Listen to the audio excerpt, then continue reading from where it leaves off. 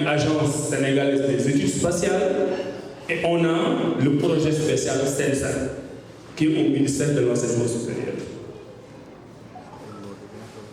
L'ASES est bien assis institutionnellement. C'est une institution créée par le président de la République qui, depuis notre arrivée, est logée même au ministère de l'Enseignement supérieur, de la Recherche et de l'Innovation. Sauf qu'au MESRI, on a Gaïdé Sall, premier satellite du Sénégal, lancé en 2024. Donc je vous en parle parce que c'est une question santé et qu'on va peut-être devoir aller vers une forme de rationalisation. Mais l'un dans l'autre, cela montre l'ambition du Sénégal dans le domaine spatial. Je n'ai pas l'occasion d'en parler aujourd'hui, mais nous sommes en train d'identifier ce que nous appelons des filières orphelines, des filières techniques à très haute valeur ajoutée scientifique, où le Sénégal n'investit pas assez. Et nous voulons investir dans ces domaines. C'est l'intelligence artificielle, c'est le nucléaire civil, etc. Et de ce point de vue, on a besoin d'avoir une agence spéciale de grande qualité. Les salons, on est en train d'expérimenter, en tout cas de rendre efficiente la participation à des salons.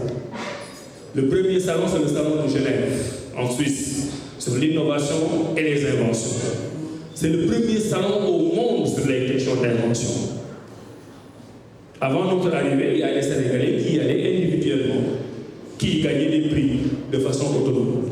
Quand nous sommes arrivés, nous nous sommes dit avec la masse critique des talents et des inventeurs que nous avons, il faut que le gouvernement du Sénégal, à travers le ministère de l'Enseignement supérieur, organise cela.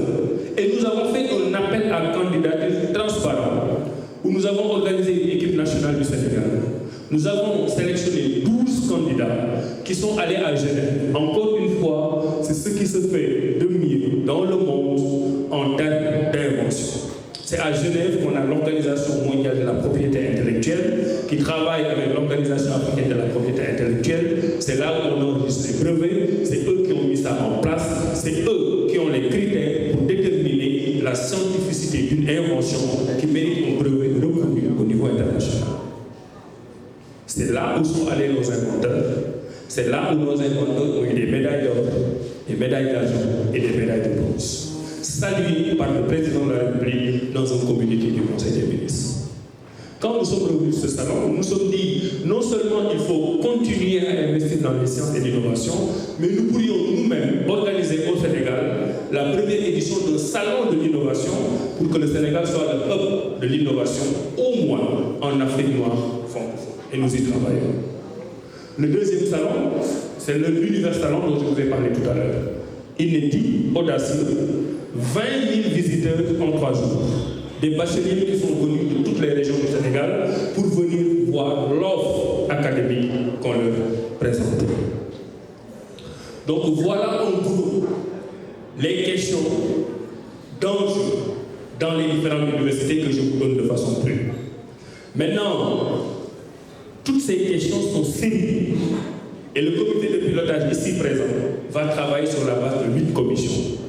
Je ne vais pas tout commenter parce que je sais que les failles, les scènes et les autres commencent à avoir faim. Je vous présente ici officiellement les 8 commissions autour desquelles ces concertations seront organisées. La commission numéro 1 parle des curricula et de la recherche. Nous sommes dans une logique de souveraineté. Nous considérons que l'université du Sénégal ne ressemble pas encore au Sénégal. Et qu'il y a, comme disent nos amis professeurs, beaucoup de résidus de colonialité. Donc, il faut que l'université sénégalaise soit calculée pour servir le Sénégal. On va parler de la question du plurilinguisme, comment introduire les langues nationales. Est-ce qu'on va aller vers une généralisation de l'anglais? C'est une question qui se pose. La question des savoirs endogènes qui sont tirés de nos tripes ancestrales. Quelle est la place de ces savoirs-là dans l'enseignement à l'université? Est-ce que nous pouvons continuer à avoir des universités où nos grands érudits ne sont pas enseignés? Est-ce que nous devons passer de l'école de Jules Ferry à l'école de Cheikh Anta Diop? Quelle est la place du sport et de l'entrepreneuriat? Quels sont les contenus des enseignants? Est-ce que ce qu'on enseigne à nos étudiants aujourd'hui est pertinent par rapport aux défis du monde moderne?